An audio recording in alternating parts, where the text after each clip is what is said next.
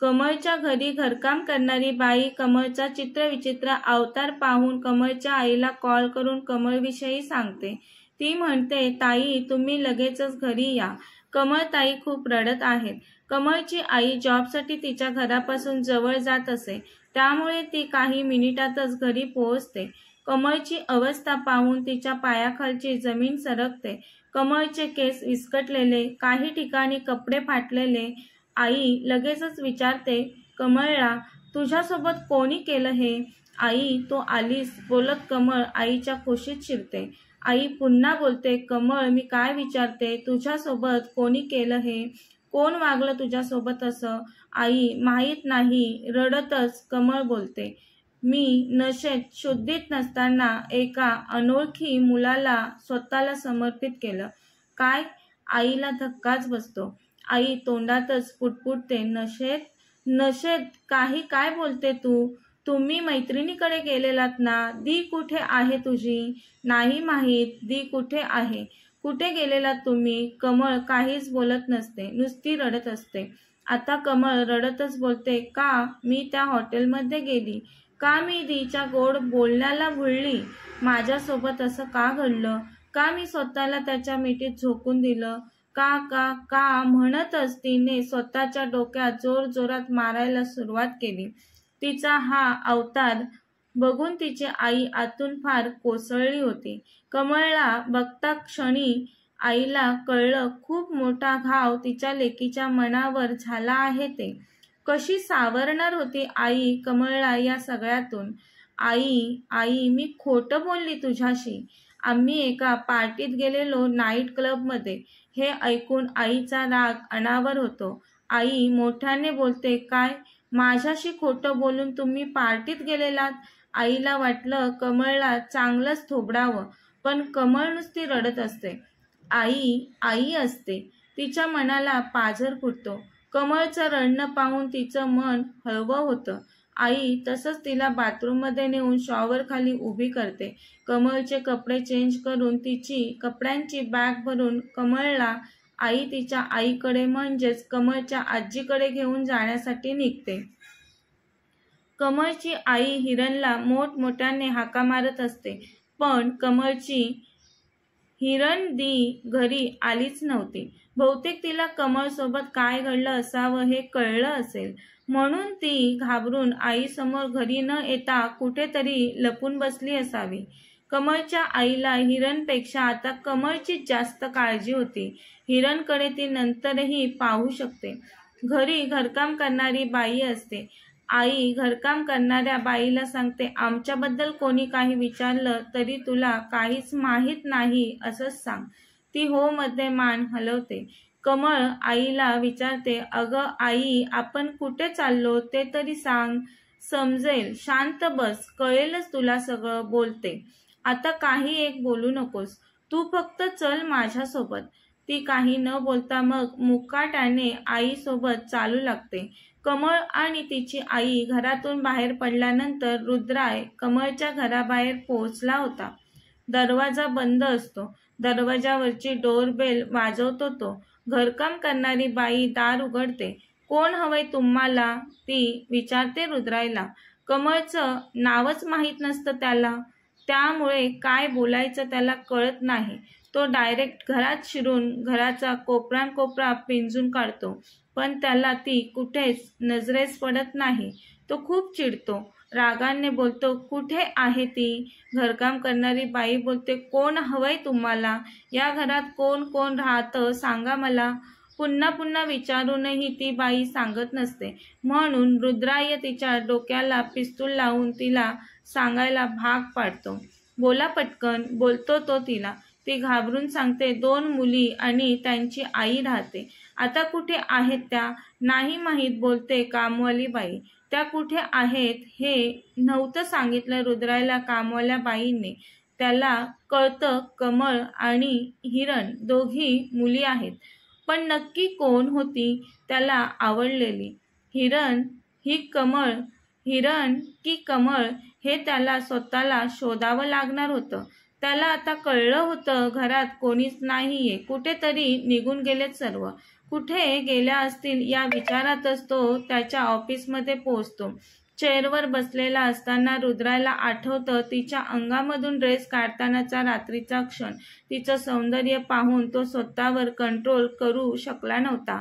हवरेपणाने तिचे कपडे उतरवू लागला होता तो. तिचे कपडे टाईट असल्यामुळे त्याने ते ओढून काढले होते, त्यामुळे ते काही ठिकाणी फाटलेले. त्याला त्या आठवणीने वाईट वाटलं. ती पटकन मिळायला हवी असं वाटत होतं त्याला आता. माझ्यामुळे तिला खूप त्रास झाला असेल, माझ्यामुळेच ती घर सोडून गेली असेल, म्हणूनच तर ती घरात नव्हती. कशी असेल ती, कुठे असेल ती? आता या क्षणी फक्त तिचा आणि तिचाच विचार त्याला सतावत होता. कमळ आणि तिची आई, त्यांचं राहतं घर सोडून वर्ष संपलं होतं. रुद्राय अजूनही कमळला शोधत होता. त्याला वाटलं ती सहजच मिळेल त्याला, पण तसं काही झालं नाही. तिला शोधण्यात त्याचे काही दिवस गेले, आठवडे गेले, महिने गेले, वर्ष संपलं, तरी ती त्याला कुठेच सापडली नव्हती. खूप कॅज्युअली घेतलं होतं त्याने तिला. खूपच रिलॅक्स होता तो. सहजच मिळून जाईल ती त्याला असं वाटत होतं त्याला. पण चुकीचा होता तो. एखादी वस्तू सहज मिळवता येते, सजीव माणसं सहज मिळवता येत नाहीत, हे कळून चुकलं होतं त्याला. तडफडत होता, तळमळत होता तो तिच्यासाठी. तीच हवी होती त्याला, पण किती शोधली तरी भेटत नव्हती ती त्याला. तिच्यासाठी त्याचा जीव कासावीस झाला होता. पहिल्याच भेटीत त्याने तिला त्याचीच अमानत समजलं होतं. ती त्याचीच आहे असा शिक्का मोर्तब करून मोकळा झाला होता तो तिच्यावर. तिचा तो कोमल स्पर्श, तिचा मोहक सुगंध, तिचा सुंदर निरागस चेहरा, सर्व काही आठवत होतं त्याला. पण काही केल्या ती भेटत नव्हती, नजरेस दिसत नव्हती. त्यामुळे वेळ लागायची वेळ आलेली त्याला. कुठे आहेस तू? तू कुठेही अस, मी नक्की शोधून काढेल तुला. प्रेम करतो मी तुझ्यावर, तुला असंच सोडणार थोडं आहे मी. तू फक्त रुद्रायचीच आहेस. रुद्राय त्याची कोणतीच गोष्ट अशीच सोडून देत नाही. तू तर माझी खूप अतिप्रिय आहेस. तुला मी मिळवल्याशिवाय शांत बसणारच नाही. गॅलरीत उभा राहून आकाशाकडे एकटक पाहून तिचाच विचार करत होता तो. कमळ आणि तिची आई आजीसोबत राहू लागलेली. कमळची आई जॉब करायची, कमळ घरीच होती. तिच्यासोबत जे काही घडलेलं त्यातून सावरण्यासाठी तिला काही वेळ देणं गरजेचं वाटलं तिच्या आईला. हिरणला शिक्षा म्हणून तिच्याशी कॉन्टॅक्ट ठेवलाच नव्हता दोघींनी. हिरण तिची आयडेंटिटी लपवून मैत्रिणीकडे राहत होती. जवळजवळ 1 वर्षानंतर कमळ स्वतःला सावरू लागलेली. जुन्या आठवणीतून बाहेर पडत होती. ते पाहून तिच्या आईला बरं वाटलं. कमळचं कॉलेज झालेलं. आता आई तिला बोलते, कमळ घरी बसून काय करणार आहेस? एखादा जॉब कर. एका ठिकाणी इंटरव्ह्यू आहे, तिथे जा तू. मी ॲड्रेस सेंड करते तुला. कमळला आईचं म्हणणं पटतं. अशी किती एकाच ठिकाणी बसून राहणार होती ती? आज ना उद्या तिला घराबाहेर पडावंच लागणार होतं. कमळ एका कंपनीत इंटरव्ह्यूसाठी आली होती. इंटरव्ह्यूसाठी भली मोठी लाईन होती. कमळ इंटरव्ह्यूसाठी जमलेल्या कॅन्डिडेटच्या लाईनमध्ये उभी होती. तेव्हाच त्या कंपनीचा सर्वेसर्वा रुद्राय कॉलवर बोलत होता कोणाशी तरी. सगळ्यांना माझ्या कंपनीत घ्यायला मी धर्मशाळा थोडी सुरू केलीये. बोलतच तो त्याच्या केबिनमध्ये रुबाबात टकटक बुटांचा आवाज करत निघून जातो. अजूनही तो तिला शोधत होता. पण त्याला हे नव्हतं माहीत ती आता इंटरव्ह्यूसाठी त्याच्याच कंपनीत आले ते. ती आता त्याच्या ऑफिसमध्ये इंटरव्ह्यूसाठी आलेली. पण रुद्रायला कसं कळणार? तो तर इंटरव्ह्यूसाठी आलेल्या कॅन्डिडेट्सकडे न पाहता तिथून सरळ त्याच्या केबिनमध्ये निघून गेलेला. ती 15 मजली काचेची इमारत होती. सगळ्यात टॉप फ्लोअरवर त्याची केबिन होती. बाकी खाली सगळीकडे प्रत्येक डिपार्टमेंटचे वेगळे फ्लोअर होते. अचानक तिला आवाज येतो, ए हाय, मी मोनिका. कमळ मागे वळून पाहते. हॅलो बोलते, मी Kamal. Wow, nice name. Monica कमळला बोलते. कमळ थँक्स बोलते. मोनिका हात पुढे करून कमळला विचारते, फ्रेंड्स? हो नक्कीच. कमळ फ्रेंडशिप ॲक्सेप्ट करते. कमळचा नंबर आल्यावर ती इंटरव्ह्यूसाठी जाऊ लागते. तेव्हा मोनिका तिला ऑल द बेस्ट बोलते. चांगला इंटरव्ह्यू दे. ती थँक्स बोलते आणि इंटरव्ह्यूसाठी जाते. काही वेळाने कमळचा इंटरव्ह्यू झाला तसं ती बाहेर आली. ती बाहेर आल्या आल्या मोनिकाने विचारलं, कसा झाला इंटरव्ह्यू? कमळ बोलते, मी तर सर्व प्रश्नांची उत्तरे दिलेत, बघूयात आता पुढे काय होतंय ते. मोनिका बोलते, सोड आता टेन्शन, चल आता कॉफी पिऊयात. केव्हापासून डोक्यावर ओझं असल्यासारखं बसलोत आपण. आता कॉफी पिऊन थोडं रिलॅक्स वाटेल, चल. ओके ठीक आहे, कमळ बोलते आणि दोघीही कॉफी पिण्यासाठी जातात. त्यानंतर कमळ घरी निघून जाते. घरी येईपर्यंत दुपारचे 2 वाजलेले. आजी कमळ आल्यावर बोलते, आलीस बाळा, कसा झाला इंटरव्ह्यू? छान. कमळ हसली आणि बोलली, बरं जा फ्रेश होऊन ये, तोपर्यंत मी जेवण वाढते तुला. 2 दिवस असेच टेन्शनमध्ये निघून जातात कमळचे. मला जॉब मिळेल का? इंटरव्ह्यू तर मी चांगलाच दिलाय, पण सिलेक्शन होणंही तितकंच महत्त्वाचं असतं. माझं सिलेक्शन झालं तरच जॉब मिळेल हे माहीत होतं तिला. तिसऱ्या दिवशी संध्याकाळी ओ माय गॉड, खरं सांगतेस? कॉलवर बोलत असताना कमळ आनंदाने ओरडली. कमळला आनंदी पाहून काय ग, काय झालं? आईने विचारलं तिला. ती आईला गोल गोल फिरवत आनंदाने म्हटली, आई मी सिलेक्ट झाली. तिने उड्या मारत आईला मिठी मारली. ते पाहून आजी बोलते, बघ आम्ही बोललेलो ना तुला मिळेल जॉब. उगाचच 2 दिवस टेन्शनमध्ये होतीस. असंच होणार हे मला माहीत होतं बघ. आ कर, खा, मी गोड खीर बनवलीये तुला. आजी कमळला खिरीचा एक चमच भरवतात. मला उद्यापासून बोलावलंय आई. मला भीती वाटते, जमेल ना मला तिथे काम व्यवस्थित? आई बोलते, जमेल, का नाही जमणार? आणि काही अडलं तुझं तर लगेचच तिथेच डाऊट क्लिअर करून घेत जा. हो ग, असंच करेन मी. आलेच बोलून ती तिच्या रूममध्ये निघून जाते. हॅलो मोनिका, उद्या कधी निघणार आहेस तू? आपण एकत्र जाऊयात ना? आपण एकत्रच जाऊ, मोनिका समोरून बोलते. दुसऱ्या दिवशी सकाळी चल लवकर, पहिल्याच दिवशी उशीर झाला तर ओरडणार आपल्याला. मोनिका कमळला बोलते, नको ग घाई करूस, अजून फार वेळ आहे, सावकाश चल.